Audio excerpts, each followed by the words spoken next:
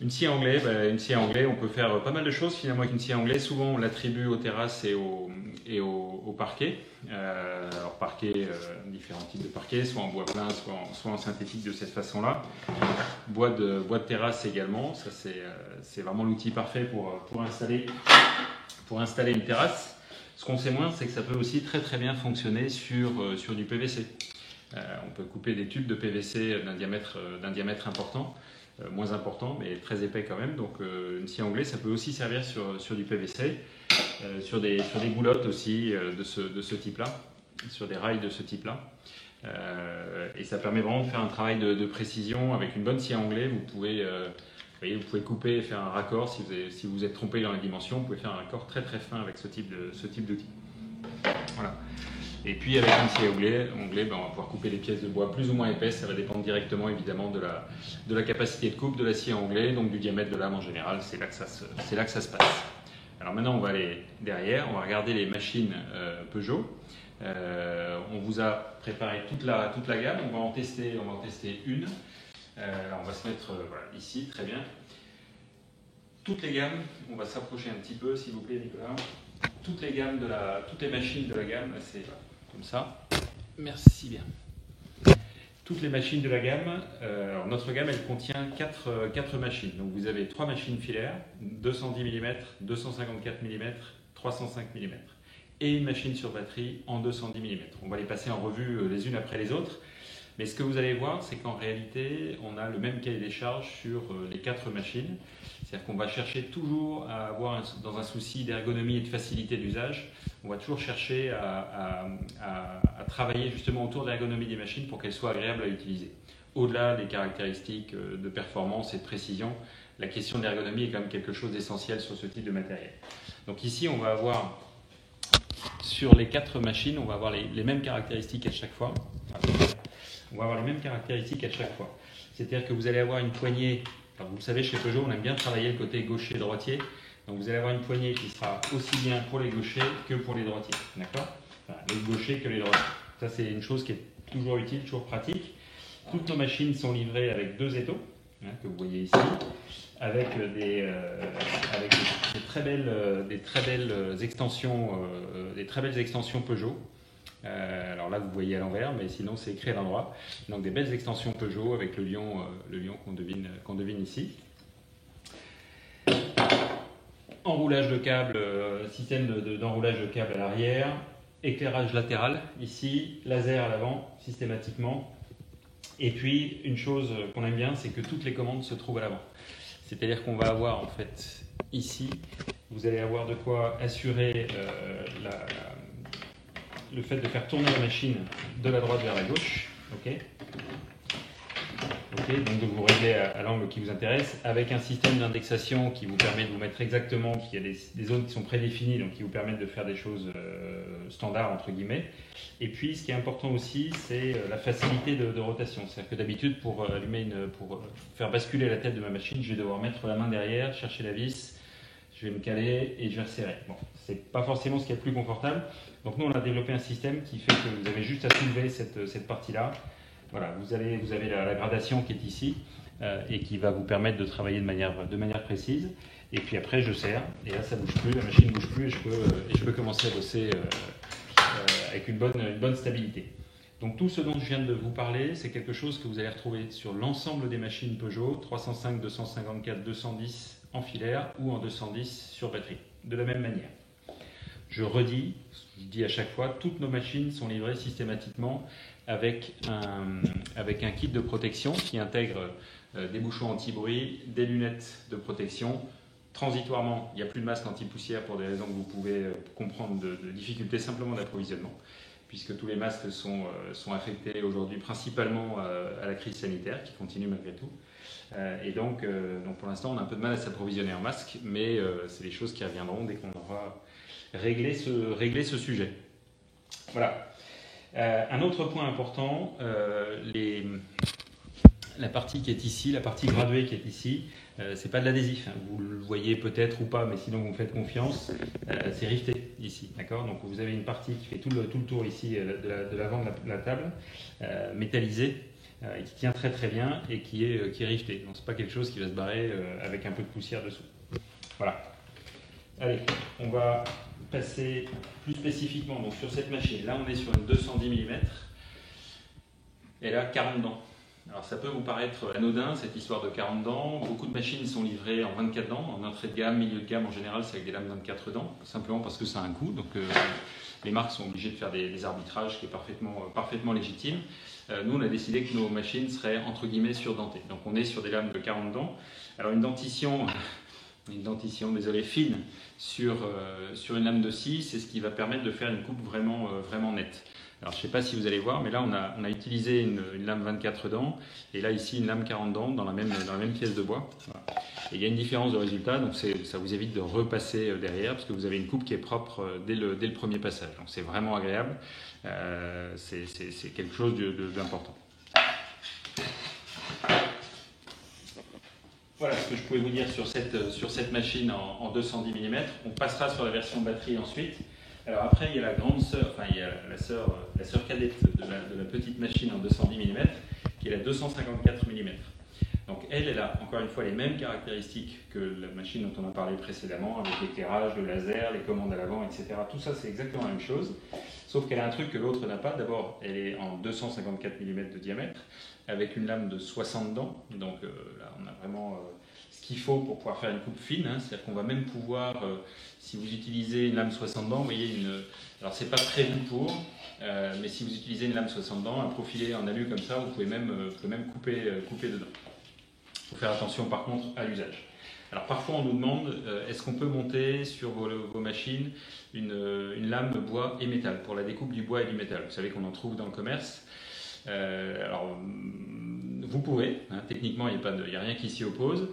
Après il faut savoir 2-3 petites choses quand même. C'est que d'abord une machine ne tourne pas à la même vitesse si elle a besoin de couper du bois ou si elle a besoin de couper du métal. C'est deux choses différentes. Alors nous on est plutôt partisans de se dire une machine doit avoir un usage. On va être globalement sur 4000 tours minute sur du bois et puis plutôt 2000 tours minute sur de l'acier, sur ce type de lame. Ça c'est le premier point. Donc ça veut dire qu'il y a deux solutions, soit vous avez des machines avec des constructions à deux vitesses, soit vous avez une vitesse médiane. Mais dans tous les cas, c'est jamais aussi bien que d'avoir une machine dédiée. Il y a des machines qui trouvent un point d'équilibrage à peu près, mais c'est jamais aussi bien que d'avoir une machine dédiée. Ça, c'est si vous avez une machine bois et métal. Mais si vous avez une machine dédiée au bois et que vous mettez dessus une lame bois et métal, à ce moment-là, vous risquez d'avoir une autre difficulté, c'est que la machine n'a pas été conçue pour ça. Il y a des aspects normatifs, hein, notamment qu'il ne faut pas négliger, et que mettre une lame bois et métal sur une machine comme ça, c'est prendre le risque, par exemple, de faire fondre le carter de lame. Le carter de lame, c'est juste ce qui va protéger vos doigts en cas de problème. Donc c'est bien qu'il soit en bonne forme, en bonne situation, et qu'il reste solide. Pourquoi ? Parce que vous allez couper du métal, que ça va chauffer et que ça peut brûler cette partie-là, ça peut faire fondre. Donc vous voyez, c'est ce genre de choses-là qui font qu'il y a des normes sur des machines bois et métal et que mettre une lame bois et métal sur une machine bois uniquement, c'est pas vraiment conseillé. Une fois qu'on a dit ça, on revient à la machine en tant que telle. Donc je le disais, cette machine, elle se distingue par rapport à la 210 mm, bon, par son diamètre de lame et le nombre de dents, mais également par un autre point. Vous retrouvez toujours le même principe avec les commandes à l'avant. Mais vous voyez, elle va pouvoir basculer dans deux directions. Je vais pouvoir la faire basculer à droite, et si j'enlève ça, je vais pouvoir la faire basculer à droite et à gauche. Attendez, on va se mettre comme ça. Hop, merci. On va pouvoir la faire basculer à droite ou à gauche, d'accord ? Et si je veux être en configuration classique, je remonte à la butée qui est ici, et là je suis en bascule gauche classique. D'accord ? Donc là, comment est-ce qu'on arrive à cette solution-là ? C'est qu'on a un moteur ici qui est à 48 degrés, hein, qui n'est pas d'équerre, qui n'est pas perpendiculaire par rapport aux constructions habituelles, et qui permet de dégager en fait toute cette zone-là. Donc vous n'allez pas venir en butée. Si vous imaginez bien que s'il y avait un moteur ici, on viendrait en butée de taper ici, sur la table. Donc là, ça n'est pas le cas, et ça nous permet de faire une coupe et de travailler typiquement des pièces de ce type-là, c'est-à-dire de pouvoir couper d'un côté ou de l'autre sans avoir à retourner la pièce. Donc voilà ce qui fait la différence entre une machine avec la double bascule et une machine à mono bascule. Hein, vous retrouvez toujours la poignée droitier-gaucher, mais là voilà, le principal point, c'est le fait qu'on puisse faire des coupes en biseau dans un sens ou dans l'autre. On va serrer ça pour éviter que ça ne tombe. Et puis on va passer à la 305 mm. Alors la 305 mm, elle, eh ben, elle est comme la 254 mais en plus grande et puis avec un entraînement par courroie. Donc 305 mm, on a toujours notre lame 60 dents parce que là pour le coup c'est très très bien, c'est très performant. Et puis on a un entraînement par courroie. Vous voyez, le moteur il n'est pas sur la lame, d'habitude les moteurs sont, enfin souvent les moteurs sont ici. Là on est sur une machine qui est un peu plus haut de gamme. Et donc vous avez un entraînement par courroie. Donc le moteur est ici, la lame est là et la courroie passe derrière et elle entraîne la lame. La différence, c'est le nombre de vibrations. C'est-à-dire que vous aurez moins de vibrations. Donc, si c'est quelque chose que vous utilisez énormément, vous ne serez pas mécontent d'avoir un peu moins de vibrations dans le bras, dans le coude principalement, grâce à la présence d'une courroie. Ça donne beaucoup plus de souplesse en fait à la découpe. Cette machine, elle a aussi une autre caractéristique par rapport à ses petites sœurs. C'est ce que vous voyez ici. Donc, on va baisser un petit peu. C'est ce que vous voyez ici. Ce sont ces deux extensions avant. Qu'on peut enlever, qui sont escamotables. Je vais les laisser parce qu'on va reposer la planche dessus. Et vous avez ces deux extensions. Ça vous permet vraiment de travailler avec un bon niveau de stabilité. Ça ne bouge pas. On va travailler avec une bonne stabilité. On va pouvoir mettre les presses à l'avant et puis couper dans de bonnes conditions. Donc ça, c'est important. C'est quelque chose qui est vraiment utile. Dès lors qu'on travaille sur des profondeurs, qu'on a besoin de faire des profondeurs de coupe qui sont relativement importantes, surtout si on travaille sur des pièces aussi longues que ce panneau d'OSB, c'est bien d'avoir cette stabilité-là. On va passer à la 210 mm sur batterie. Celle-ci, alors ça c'est la dernière année de la gamme. On va la tester celle-là. Alors celle-ci, elle rentre dans le cadre de la gamme Energy Hub. On en a déjà parlé sur un précédent live. Le concept avec une batterie qui va être mutualisable entre plusieurs machines. Et bien, il se trouve qu'on est même mutualisable avec la scie anglais, puisque c'est la même batterie qu'on va retrouver sur une visseuse, mais aussi sur une scie circulaire. Alors ça c'est important parce qu'avec la lame de scie, avec la scie anglais, je vais pouvoir faire la découpe en longueur, et puis ma scie circulaire, je vais pouvoir déligner, une fois que je vais arriver en bordure de pièce, je vais pouvoir faire le délignage. Ok. Donc on va enlever la batterie, et puis on va utiliser cette machine-là. Donc là, vous retrouvez les mêmes caractéristiques que sur la 210 mm. Alors on va avancer juste un petit peu, s'il vous plaît. Là, vous voyez qu'il y a une batterie à l'arrière. Alors cette batterie, elle n'est reliée à rien. Elle est reliée entre guillemets à elle-même. C'est juste un rangement. C'est-à-dire que si ma batterie principale qui fait tourner le moteur est en panne, ou est vide, je vais avoir ma batterie de rechange derrière. Et donc je vais avoir toujours une batterie disponible avec ma machine. Alors vous voyez, il y a deux poignées, c'est vrai sur l'ensemble des machines, je ne l'ai pas précisé, mais c'est quelque chose d'important. Et donc on est vraiment sur une machine transportable. J'emporte mes batteries, tout ça c'est solidaire avec la machine et ça va très très bien. Alors maintenant on va regarder pour une machine sur batterie. Vous allez voir qu'elle a une capacité de coupe qui est importante, parce que pour préparer ce live on a coupé cette pièce-là et puis on va recouper la même pièce en fait, juste pour qu'on soit bien certain que vous croyez ce qu'on vous dit quand on vous parle. Donc je mets mes lunettes. Et on y va. Vous retrouvez la poignée gaucher et droitier. Moi, je suis droitier. Donc, on y va. C'est parti. Excusez-moi.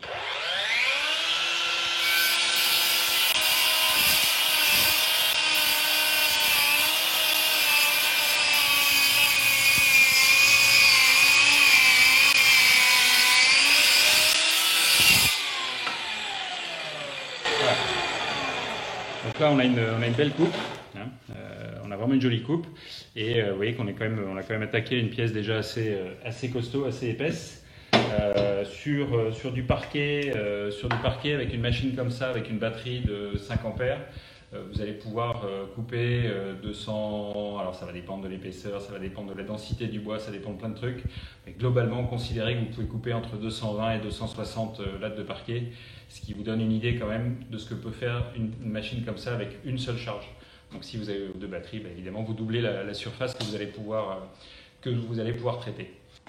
Avant de passer à la scie à main, sachez que nous vendons également toutes les lames de scie qui vont sur nos machines. D'accord ? C'est important de vérifier l'alésage, les 30 mm. Toutes nos lames sont en 30 mm. Donc c'est important que ça se soit bien maîtrisé. Après vous avez des lames de différentes qualités, avec des dents plus ou moins de dents. Et voilà, ça c'est quelque chose d'important. Elles sont compatibles avec d'autres marques dès lors que vous avez un alésage de 30 ou alors que vous utilisez un petit adaptateur. Tiens, je ne sais pas si vous connaissez ça, cette petite chose qui est ici. Ça, c'est ce qu'on va mettre dans le prolongement d'une scie à onglet, par exemple, ou d'une scie table. Et celle-ci, elle a une particularité. Zut, je cherche le terme. La servante, excusez-moi, il y a longtemps qu'il était resté en bas. La servante d'atelier Peugeot, on va le baisser un tout petit peu, s'il vous plaît, merci. C'est qu'en fait, celle-ci, elle va vous permettre soit de passer des planches comme ça. Alors, si vous êtes, donc là, vous imaginez, hein, il y a la scie table qui est ici, soit de passer ça comme ça. Et puis, si vous êtes sur une scie table et que vous avez besoin de tourner le panneau, de façon à vraiment vous mettre en position, vous allez faire comme ça. Et puis refermer, et là c'est les roues. Donc la planche va se mettre exactement dans la position dans laquelle vous avez besoin de travailler. C'est vraiment un super outil dès lors qu'on a un atelier un peu équipé et qu'on veut travailler en bonne ergonomie. Alors, la scie à onglet maintenant. La scie à onglet Peugeot, elle a deux caractéristiques fortes. Celle-ci, ça c'est une 600 mm. Vous voyez, elle bascule. On l'a volontairement mise comme ça, ce qui fait que vous pouvez faire une coupe. On va s'approcher un petit peu. Ici, vous allez pouvoir faire une coupe comme ça, donc une coupe en biseau en fait. Et puis vous allez pouvoir très facilement, donc après vous resserrez ici une fois que vous avez la pente qui vous intéresse, enfin l'inclinaison qui vous intéresse. Et puis ici vous avez une approche très facile pour pouvoir assurer la rotation, donc c'est juste avec les doigts. Vous avez une butée sur l'extérieur de la scie, deux butées de calage, deux presses de calage qui sont ici. Et puis un autre point moi, que j'aime beaucoup sur cette machine-là, ça c'est un point qui est breveté, c'est que vous pouvez très facilement transformer votre scie en scie Egoin, d'accord, avec une hauteur de coupe. Alors je ne l'ai plus en tête, mais enfin vous voyez ma main, donc vous voyez à peu près ce que ça peut donner. Donc on doit être de l'ordre de 15-17 cm à peu près de capacité de coupe. Non, parce qu'il y a la butée ici, donc je suis en train de vous dire une bêtise, mais bon, on peut aller assez loin néanmoins. Et c'est vraiment un très bon outil, c'est très pratique. Et puis après, voilà, j'ai juste à remettre mes petites pièces ici, et puis à la réenficher dans le socle prévu à cet effet. Donc ça, encore une fois, pour faire de l'encadrement, des travaux d'encadrement, une scie à onglet électrique, c'est bien, mais une scie à onglet manuel, sincèrement, c'est encore mieux, c'est plus fin, c'est plus précis. La lame est très dure en plus sur celle-ci, elle est rigide, ce qui fait que vous n'aurez pas vraiment jamais le moindre problème. Sur ce genre de matériel, une scie à onglet manuel, le point critique pour la qualité, il est là, c'est la lame, c'est ça qui est important. Il faut que ce soit à la fois rigide et puis que la coupe soit vraiment parfaite ici.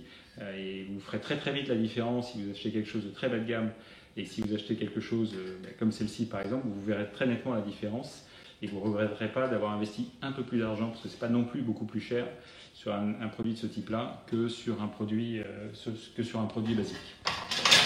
Lame de scie, premier produit Peugeot, fabriqué par un Peugeot, c'était en 1810. Et c'est vrai que c'est là qu'on voit, pour nous, c'est quelque chose d'important.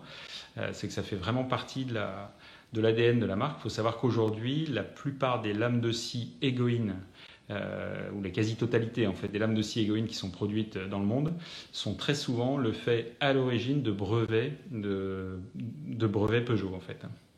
Alors, retenez simplement pour ceux qui ne connaissent pas bien les produits Peugeot, que sur toute la gamme, on va se remettre, venez avec moi.